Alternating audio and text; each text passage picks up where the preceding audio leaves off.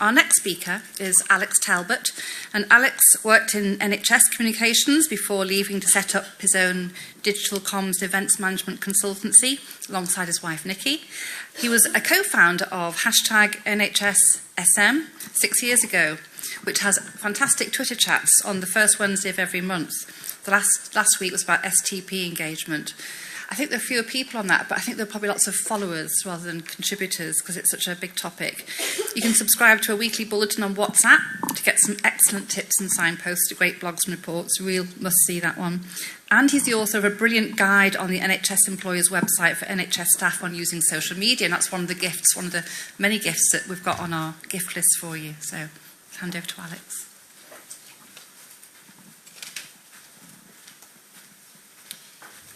Thank you. Yes, so my name's Alex, and we'll be talking about using social media to engage and consult today. Its subtitle there is an introduction, and that's because this is a huge topic. We've had a very detailed question already about the public sector equality duty, and we'll touch on that briefly, but it's a deep topic, but we'll just skim over some of the most important bits. So I'm managing partner at Superant, and we're a creative agency that's based in Somerset. We work a lot of the time with the NHS and then with some private sector agencies and organisations as well, concentrating on the comms and engagement and events side, so staff events, staff awards, and websites, and a lot of social media training as well. Today we'll be discussing these 5 things. So we're going to start really in the law, so what underpins the need to consult or the need to engage and involve patients and staff in changes in healthcare, and look at the communications. So that's a bit of Communications 101 for some of the healthcare staff here, if you haven't had that kind of training before, but also a refresher for all of us comms people. It's always useful to sort of bring it to the foreground again. And then we'll move on to acting schools. So we've got to try and hold a couple of personas in our own heads. You'll be pleased to hear it doesn't involve role play. It's all up in your own mind. Before moving on to the policy and the social media parts, we're trying to get through this presentation a foundational understanding of what's going on. We're using Slido, but because of the way Slido is working, I've got a different hash, so a different code here. So if you can go to Slido now and put in 2515, you will see the first poll. I'll give you a shout. You can enter your answer straight away, or you can wait until the slide where that question is asked. So it's 2515 for the next couple of polls which are coming up. So I said we'd start in law, and I want to show you first the commissioning cycles. This is a sort of a real massive cog in the healthcare machine. This is what drives the buying and then delivery of healthcare across the UK. And there's 3 key elements, and you'll see in this that the patient is put at the centre, which is nice. It's figurative. It looks good on the graphic, but whether that's the case in real life, we'll sort of question in a bit. But there's 3 areas there, all of which involve the potential to include patients and staff in the design, delivery of services, all the way to setting priorities, which services to prioritise over others. And here's the law section. So this is the NHS Act 2006, but the Health and Social Care Act 2012 amended this act. So this is section 13Q, which looks straight to NHS England and says it has a duty to make arrangements to involve patients and the public in its commissioning. Then this section here, so 14Z2 of the same amended act, this looks to CCGs to also make those arrangements, and I've left the pure law words up there because it's mightily confusing, this word secure, I think. And then chapter 2, section, let me remember, 242, that's where the NHS trusts, so the bodies which provide the care, so that's community, mental health and acute. And the ones at the back, so this is planning and provision, development, consideration of what you might want to change, and then decisions which are made which affect the care that you're delivering. So on every single organisation in the NHS is a legal statutory requirement to involve patients in how they deliver their care, develop and deliver the care.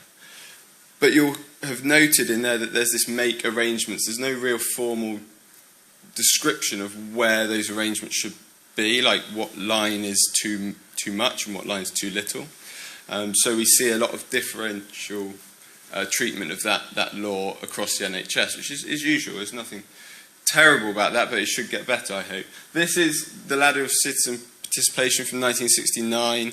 A lady did some research in America, Sherry Arnstein up here. And we have this ladder, so there's 8 things there, which is about how involved and how participative are the civil processes of delivering services to citizens. And you'll see that, well, some of you will see non-participation at the bottom, so it's bad, seen as bad. Tokenism, seen as, oh, you're only doing it because you have to. And then you get citizen power at the top. So what I'd like you to do, this is another way of describing the ladder, is go onto Slido, so it's 2515 on Slido, and just say whereabouts you think your organisation is on this ladder. And we'll bring up Slido and we can see the results.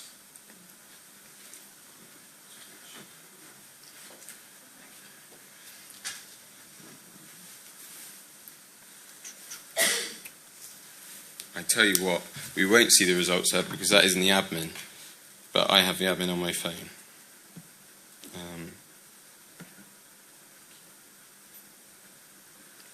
Apologies.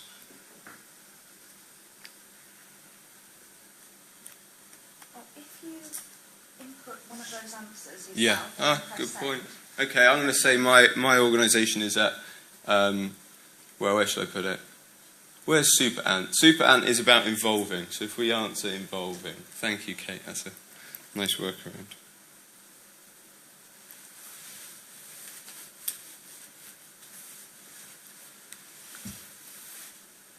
Is it going to work? It's not going to work. That's all right. We shall find out, and I shall tweet out a little screenshot of the results. I'll have to log in. So if we go back to the presentation, it's okay. Not a problem. So my gut feel, and we'll see what the results say, is that most organisations are somewhere in the first 3.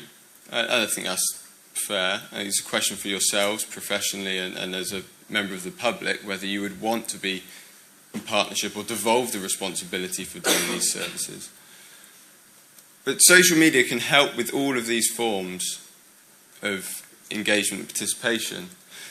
A big thing with social media is the two-way nature of it. So the fact that social media is able to have a conversation 2 ways, it isn't send a form in and never hear back again. That really, really helps with the ability to involve and inform people and engage them in the idea that they could have a say in their health. And I think we heard a lot of really good ideas around that from James earlier. And because it's open and accessible generally, we have to be careful not to forget those who don't use the internet or social media, but in general it's highly accessible to most people. It reduces barriers to access. So in communications we often talk about there's a barrier for somebody to get involved, be it going to the church hall at 7 p.m. on a Thursday. Social media reduces that because they can access it from wherever, from any device on the commute, when they're chilling on a Saturday morning, whatever. There is a danger of looking at social media, as James says, all about data and being able to create network maps and things like that, but there is also a requirement from healthcare in general in the culture of creating records of and showing how you've engaged. And this particularly becomes important when something goes to a judicial review. You need to be able to show whether you have or have not thoroughly engaged a representative portion of the population. So it can help in that. But importantly, it democratises information. Once the information is out there, it's not owned by anybody, it's not controlled by anybody, which is really scary sometimes for some people who have sat and controlled a database or controlled a set of thoughts. When they give it out to people, it might be used in multiple ways. But that is quite helpful when it comes to engaging about services, because it gets rid of this secretive idea. And we'll talk about STPs and the secret cuts and things like that in a moment. But importantly, unfortunately can't say that, it says it invites challenge and contention, and that really, really butts up against the NHS's culture where you try and... It doesn't like confrontation that much. It doesn't go seeking confrontation, the NHS as a service. it's kind of worried about it because it gets panned every time something goes wrong. But the NHS has that culture. Social media invites those discussions and arguments, and there's a horrible side to it, which we should mention briefly as well, which is the trolling, the bullying, and the downright harassment of many people, which we have to collectively as a community call out and stamp down on together. Otherwise it will take it over. I want to briefly, just to recap for comms people and non-comms people alike, what these online channels are that we're talking about. So in comms we talk about 3 types of channels: your own channel, your earned channel, and your paid for channel. So just have a very, very quick look at those. So the own channels are the things that your organisation or you individually have control over. So it might be your website, your Twitter feed, your email newsletter, your patient pamphlet, those things, email signatures. But online, those are the types of things we're talking about. When you look at earned, that's where you've got the connections. This is where Anthony earlier was talking about show your community some love, your fire brigade, your police, your councillors, your voluntary sector, the person down the road who's got, you know, the best corner shop ever and knows everybody in the community. It's those sorts of channels, so you earn their trust and they trust you. They will then post your content potentially. But as it says here, it goes anywhere from them sharing your content to full-blown advocacy. So it might be somebody standing up in place of your local hospital trust and encountering negative views or cynical views online on the trust's behalf. And then paid for is perhaps one of the most obvious ones here. That's your adverts and things like that. And I'd like to just make a very brief point, which is the advertising industry in the UK, the amount spent on advertising in 2015 was about £8.6 billion.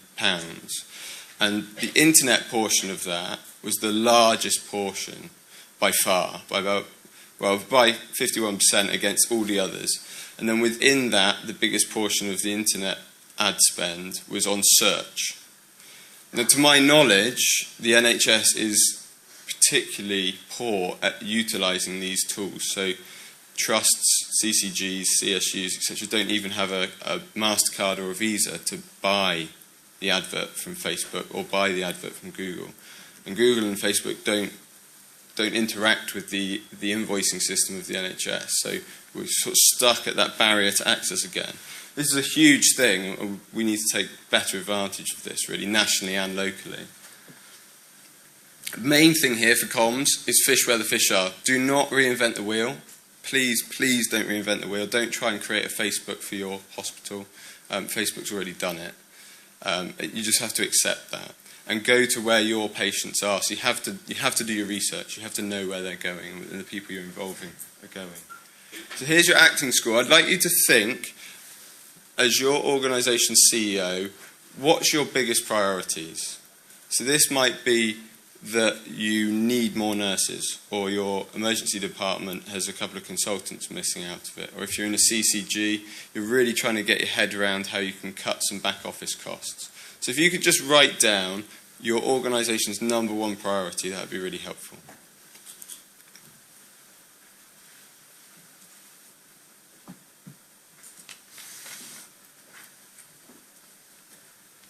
And then, when you've thought about that and you put yourself in the body of your CEO and you thought, right, this is what I really, really want to do, think about your personal, so your day-to-day. It might be the fact that you've got to get your kids to school, the fact that British Gas have messed up your switch today. Not they do that, they're really, really good at it. But those sorts of things, what's your most biggest pressing priority day-to-day? And then think how wide that gap is between the two.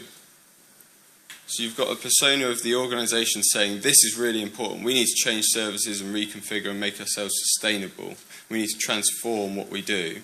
And then you have you as an individual saying, good God, what am I having for tea tonight? Is there a meal for two on at M&S or something like that? There's this chasm, you see, in communications of the organisation saying this is really important and trying to make that message battle and win against the things which are really important to us as individuals. And unfortunately, that chasm doesn't get closed very often until suddenly you've hit the NHS and you need it. So our role as communications professionals and as healthcare professionals across the country, I feel, is to try and close that gap and make those messages a bit more engaging and interactive. So we'll have to think about how we do that. But we have to talk about STPs, I think. If I may, if everybody who knows what an STP is stands up, I'll get a feel for the knowledge, right? Okay. That's really good. And then, if I may, everybody sit down. Everybody doesn't know what an STP is, stands up. This isn't a bullying thing, this is just a visual thing, so I messed up Slido. So there's a few, that's really good. I'm really, really impressed. And that I think that STPs are now coming out and people are sort of knowing a bit about them. So you may sit down, the ones who didn't. These are the things where this is like the future of the NHS, really, and social care, and trying to get everything together and work out how we can make this stuff sustainable. But in a communications and involvement basis, so we're talking about consulting and engaging patients and the population around these things, it's really tough. And the next little section, I'm going to talk about potentially why it's so tough. This is a nice little quote just to go into this section on, which is the idea that if you swing from outright cynicism, or it will never work, it never works, to complete ideology, so I want a service which is always free at point of delivery, great, and everybody can access it, and we can always hit everybody's demand, and blah blah. You can't actually get an answer. It stops people being able to change things. So let's look at 5 things very briefly about how social media can help with engagement around, particularly with the idea of STPs in our heads. First and foremost, and as we saw from Naomi, communities of interest, social media is exceptional at it. Really, really good at bringing people together around a single issue, usually a very narrow issue. And change in the NHS is a really good starting point, but we need to then narrow that as to what changes and why and which services and which patients or families are affected. But the characteristics of these are counter, again, to the NHS culture, so they're very transient. They move around a lot. They might have one admin 1 month and another admin the next, so you're not sure who's influencing what and where. They're voluntary, so there's no real structure to them. So official funding and things like that often is not there. And they're rich in social capital, which means that often they can get things done faster than those things which are professionally structured, because people are doing it for the good of the group, and there's a lot of goodwill there. They're quick to grow, so when you start doing any engagement or consultation, or even the hint of change turns up, I've heard of pages which there was a hint that a hospital might close as part of a plan, and overnight it got 2,500 likes on Facebook. So before the engagement plan had been signed off by a particular CCG, the whole of the population of that locality thought that the hospital was shut. That was before any engagement professional in the NHS even knew what they were going to do with their engagement, because they hadn't had it signed off by the board.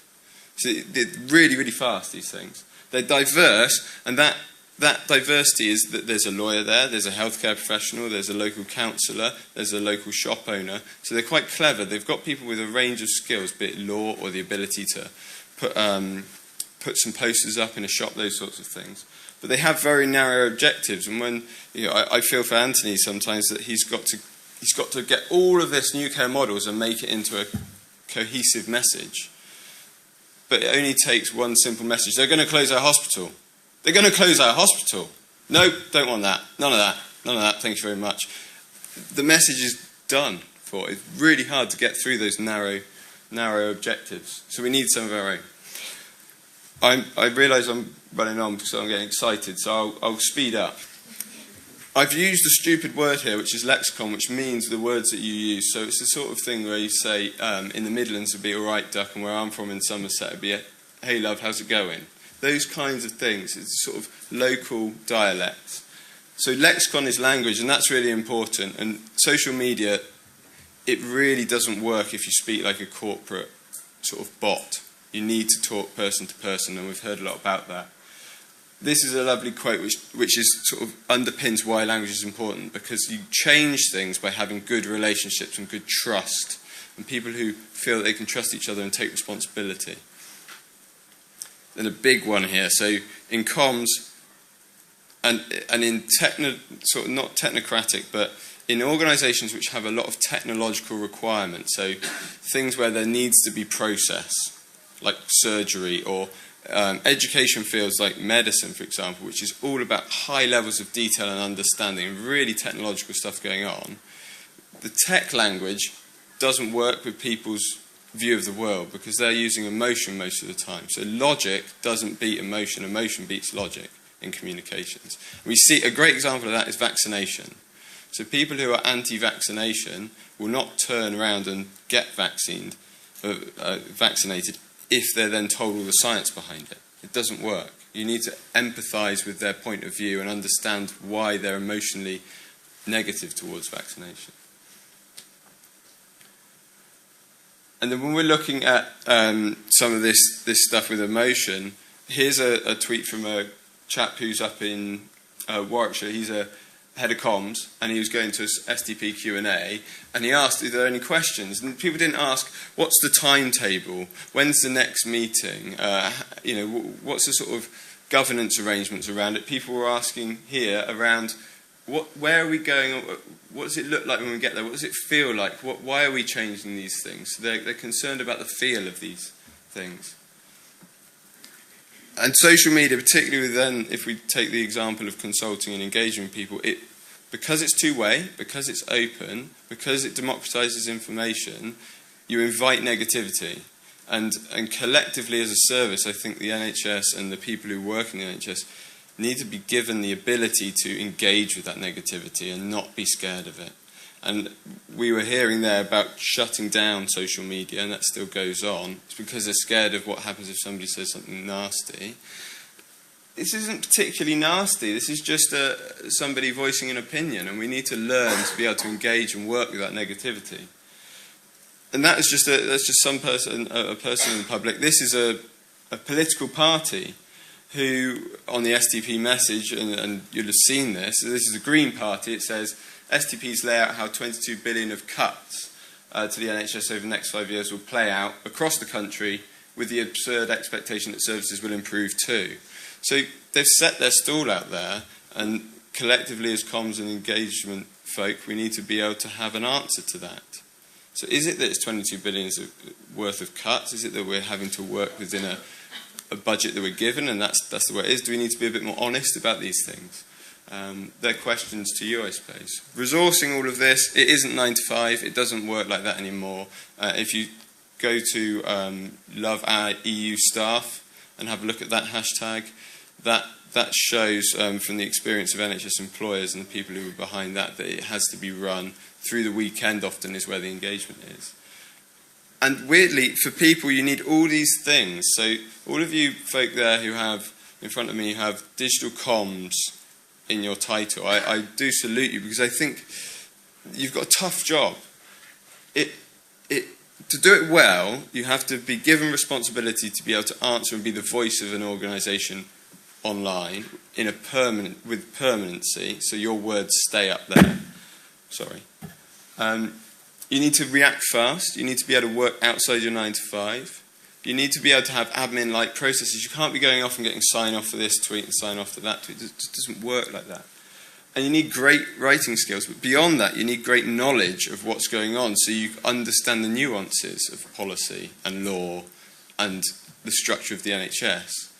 And what's happened in the past is that bright young things like I used to be have been given a Twitter account, and we've run riot. Nothing's gone wrong, but I feel that sometimes the strategic direction that was lacking in some of this is due to that. So those of you in the room who may be a bit older or weren't sure what was going on with social media before, I'd ask you to sort of help those young people who are there.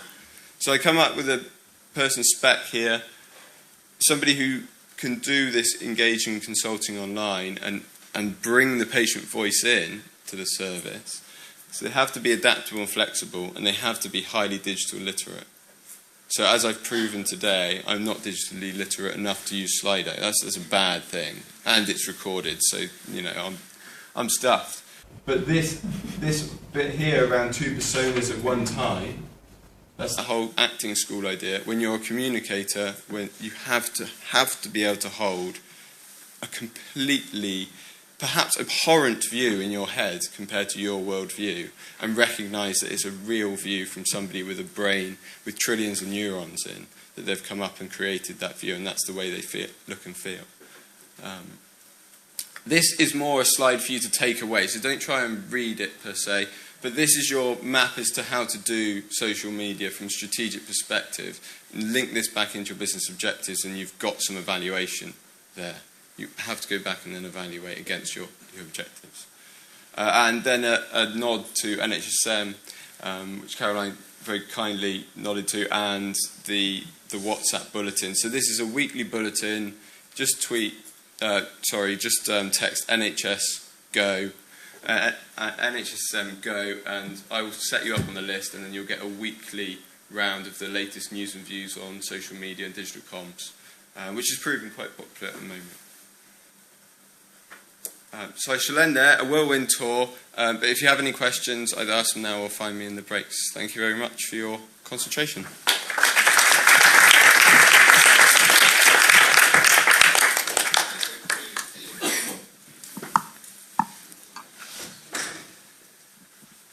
Any questions for Alex on any of that? Fascinating stuff there, I thought, on SDPs in particular. Does anybody want to ask anything in more depth? Because Alex has actually written a lot of the guides for those, haven't you? Yeah. Stuart.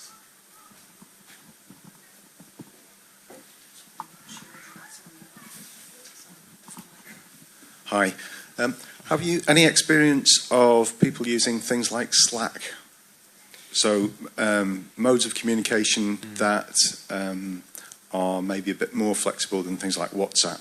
Because when I've tried to use WhatsApp before, I've had to turn off some of the channels just because of the the problem I found with WhatsApp was it was just like a constant stream of things, and it was quite hard to draw together different parts of the conversation.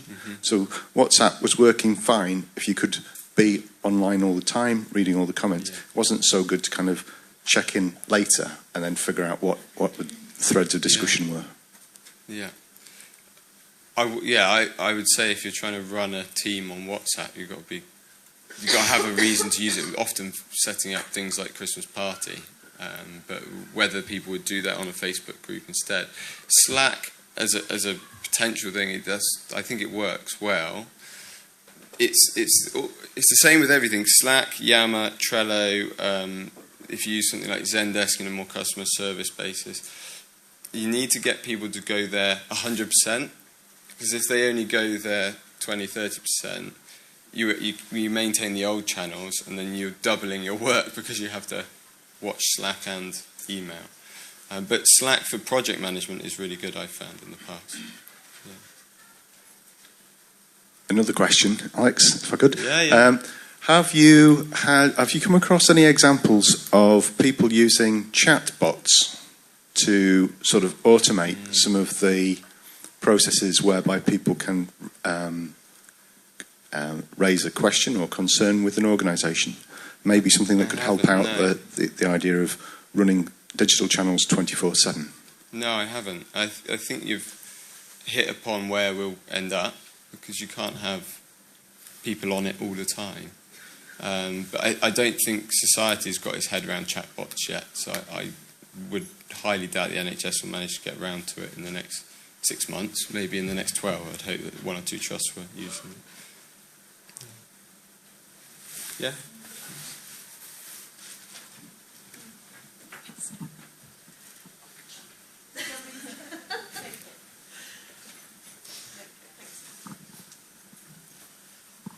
I just wondered what your advice was for increasing accessibility for people in ethnic minority groups, things like that.